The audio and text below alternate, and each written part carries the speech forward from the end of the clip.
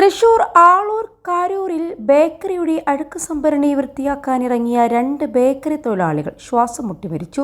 Royal ബേക്കറിയുടെ പിന്നിൽ ഷെഡിനകത്തായുള്ള concrete മാലിന്യ സംഭരണി നിറഞ്ഞതിനാൽ വെള്ളം പമ്പ് ചെയ്ത് കളഞ്ഞ ശേഷം അടിയിലടിഞ്ഞ അഴുക്ക് മാറ്റുന്നതിനായി ഇറങ്ങിയ ആളൂർ വരദനാട് പാണപ്പറമ്പിൽ ജിതേഷ്, കാരൂർ ചൂലിക്കാടൻ സുനിൽ എന്നിവരാണ് മരിച്ചത്.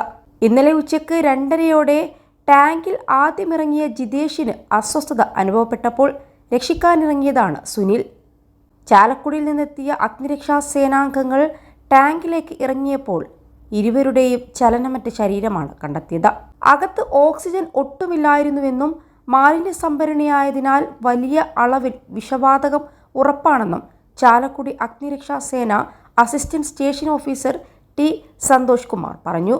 സംഭരണിയിലേക്ക് ഒരാൾക്ക് കഷ്ടിച്ച് ഇറങ്ങാനാകുന്ന ആൾനൂഴിയേ ഉണ്ടായിരുന്നുള്ളൂ. 8 അടി ആഴവും 10 അടി വീതിയും 10 അടി നീളവുമുള്ള കോൺക്രീറ്റ് ടാങ്കിൽ 3 അടിയോളം ചെളി നിറഞ്ഞു കിടന്നിരുന്നു. സംഭരണിയുള്ള ഷെഡിലും വായുപ്രവാഹം കുറവായിരുന്നു. 21 ലക്ഷത്തോളം സന്തുഷ്ടരായ ഉപഭോക്താക്കളും 2 ലക്ഷത്തോളം തിമിര ശസ്ത്രക്രിയകളും പൂർത്തിയാക്കിയ മലബാറിലെ ഏക കണ്ണാശുപത്രി Alsalama eye hospital, hospital road, Perinthalmanna.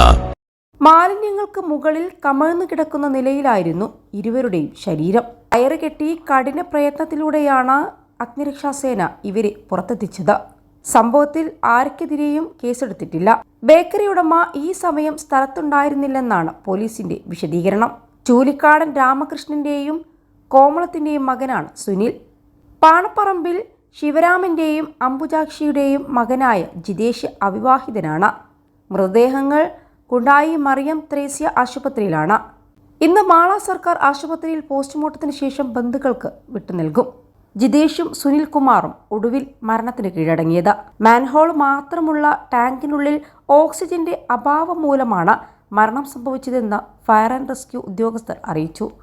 2 പേർ ടാങ്കിനകത്ത് കുടുങ്ങിയതായി വിവരം ലഭിച്ചതിനെ തുടർന്ന് ഫയർഫോഴ്സ് ഉദ്യോഗസ്ഥരെത്തി നടത്തിയ തിരച്ചിലിൽ 7 അടി ആഴത്തിൽ ചെളിയിൽ പുതഞ്ഞു കിടക്കുന്ന നിലയിലായിരുന്നു 2 പേരുടെയും ചലനമറ്റ ശരീരം.